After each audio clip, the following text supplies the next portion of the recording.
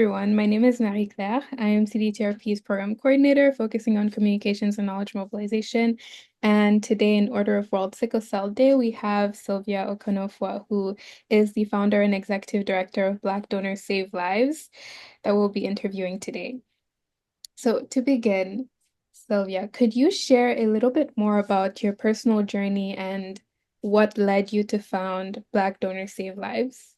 Yeah, absolutely. First of all, thank you so much for having me. Such a pleasure. So yeah, my journey to founding Black Donors Save Lives, I think it was rooted in a personal and professional realization about the health disparities that disproportionately affect African, Caribbean, and Black communities.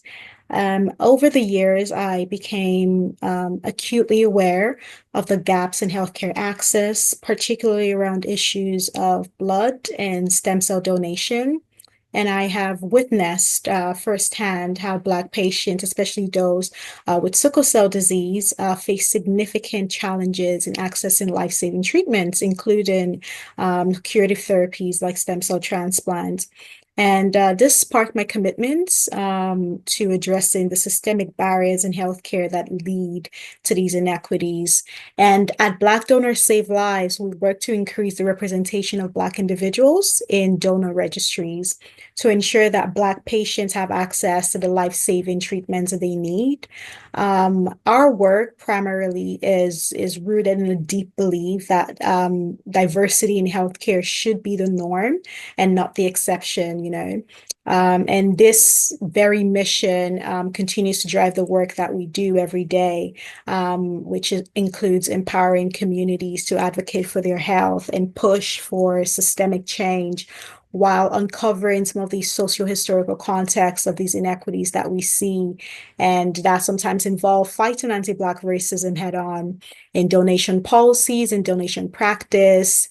I would say to wrap up, at the core of our approach is a commitment to community-centered methods and solutions for diversifying donor registries. So yeah. Thank you so much for the for explaining what Black Donors Save Lives does. I know that you mentioned barriers that Mm. Black patients face in accessing curative treatments. Could you elaborate a little bit more about what some of those barriers could be? Yeah, that's a very good question. I think for patients, particularly those from African, Caribbean, and Black communities, they face significant barriers in accessing curative therapies like stem cell transplantation and even blood transfusions.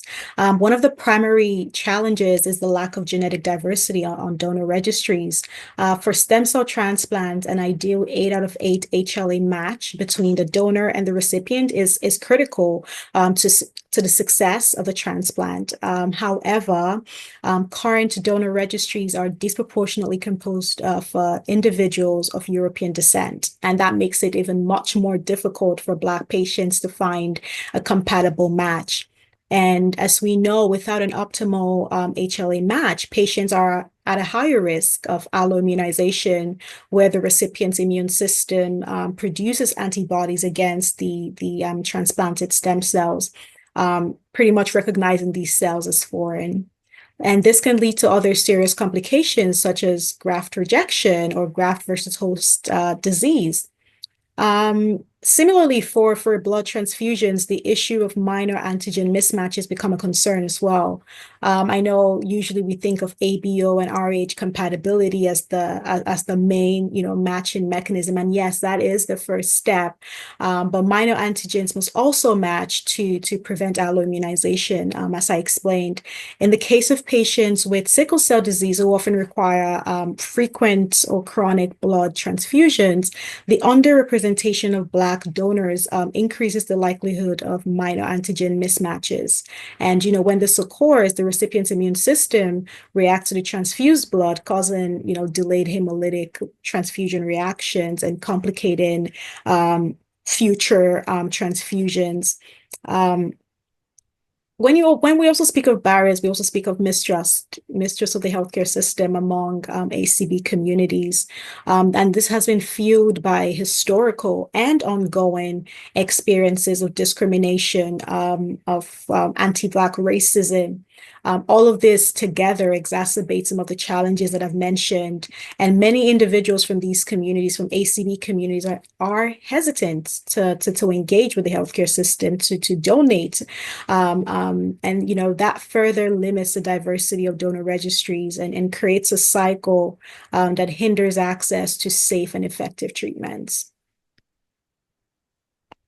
Thank you so much for explaining. And with that in mind, could you share some of the most powerful lessons or challenges that you've learned, that you've encountered in your journey, and how they've shaped your current approach? Yes. One of the most powerful lessons, gosh, that's such a great question. I think that I've learned so far is the value of cultural competence and cultural humility. And, this approach goes beyond simply listening. It goes beyond simply listening to the communities that we serve. It's about recognizing and respecting the unique cultural perspectives and lived experiences that influence how, individuals engage with healthcare and healthcare systems. Early on, myself and the team, we made it a priority to engage deeply with African, Caribbean, and Black communities to understand their needs, to understand their specific barriers to donation and healthcare access. I would say these conversations reveal the importance of culturally relevant solutions to addressing healthcare challenges and healthcare um, um, needs effectively. We also learned that meaningful change requires the active participation of those that are directly affected by the issues, particularly in decision-making processes. A key initiative in this process has been what we just launched, the Youth Health Champions, which ensures that the next generation of change makers, of leaders, they have the tools necessary to shape the future of health equity, not just as advocates in their communities, but as key contributors to the broader movement for systemic reform. I would say these lessons have, shaped our approach to be more community centered and rooted in listening, active listening, ensuring that, every step of our work reflects the needs and voices and lived experiences of the communities that we serve.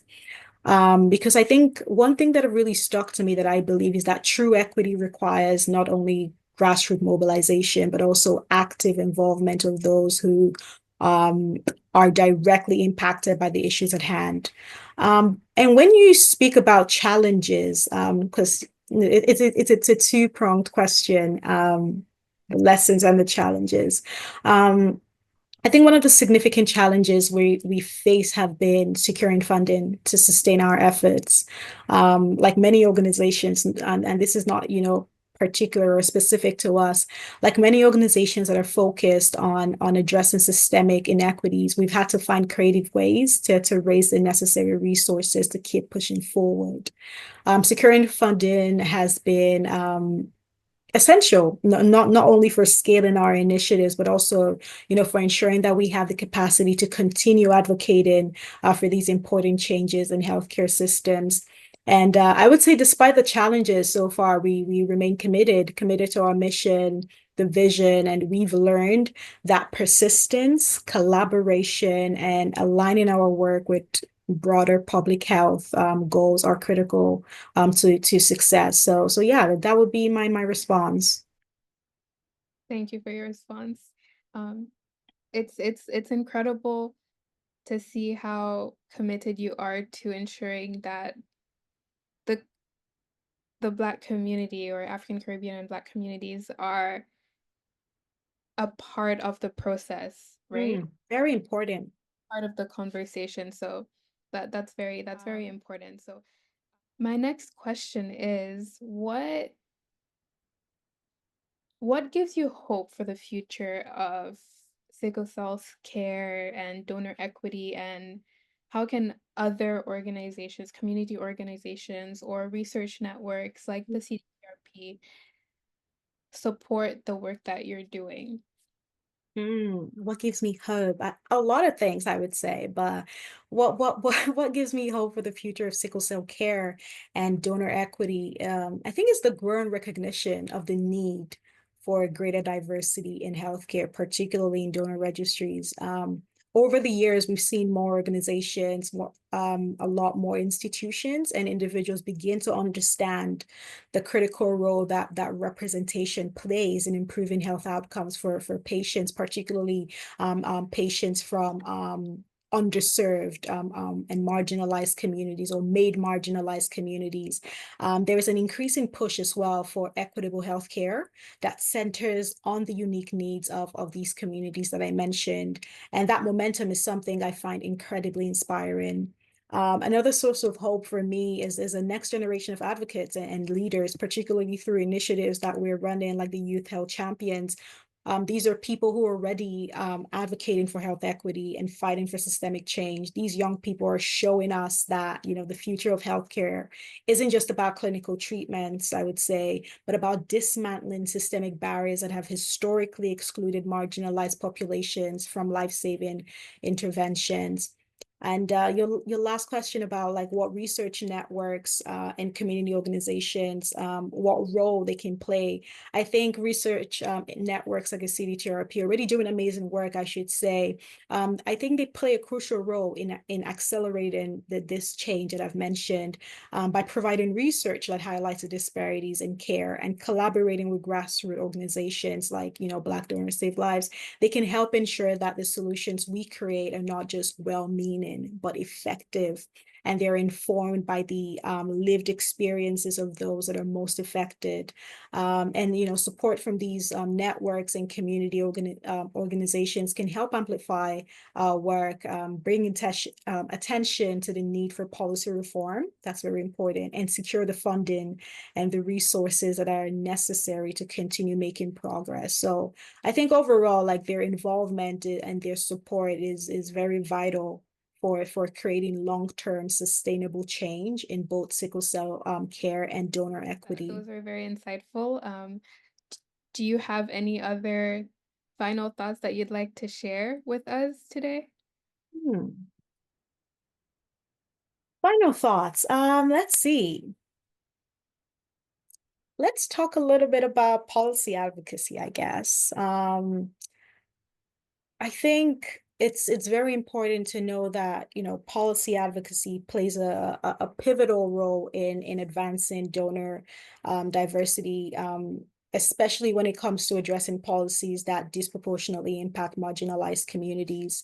The blood deferral policies that restrict blood donations from individuals from certain African countries, for example, have long, been a point of contention. And these policies have, which were originally put in place, I should say, due to, safety concerns, patient safety concerns about diseases like malaria, have inadvertently excluded a significant portion of Black individuals from donating. And that has, further limited the diversity of donor registries as we know it. And I think it's important to say that the impact of these policies is not just about the numbers. It's about the communities that are systematically or systemically left out of the donation process. For Black patients, especially those with conditions like sickle cell disease, the lack of racial and ethnic diversity in donor registries can lead to difficulties in finding compatible blood and stem cell matches, which in turn affects their access to life-saving treatment. So when it comes to what it is we're doing at Black Donors Save Lives, where we're advocating for policy reforms that remove blanket blood deferral policies based on geographic origin. And, we're pushing for policy reforms that take into account individual health risk and advancement in medical screening. Yeah, so that's in a nutshell is what we're doing.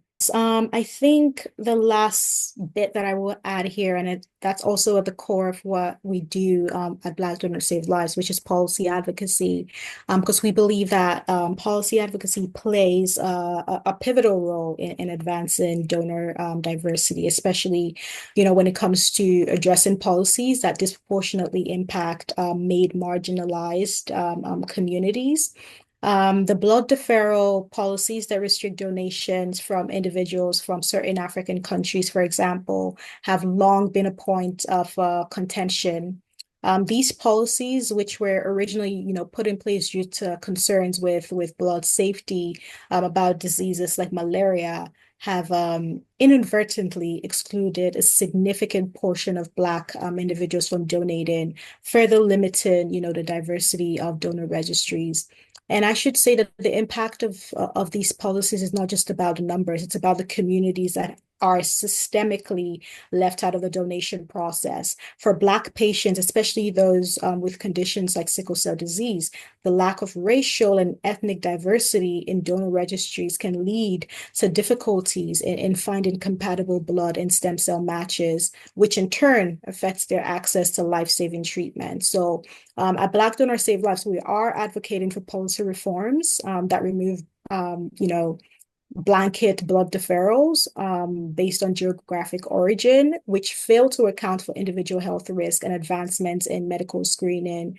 Additionally, we're also advocating for targeted recruitment strategies for Black and Caribbean and African communities to increase diversity on donor registries. And we believe that this would ensure that communities that are most in need of compatible matches are adequately represented on the donor registry. So yeah, that's a little bit about what we're doing on the policy side. No, it's definitely important to not only look at research itself, but also how it impacts people and how policy impacts the outcome Yeah, of the work that we're doing. So thank you so much for sharing that. And thank you for absolutely. joining us for this interview and sharing your insights. I've learned a lot, and I'm sure those listening are going to also learn a lot from this. So thank you. Absolutely. Thank you so much for having me. My pleasure.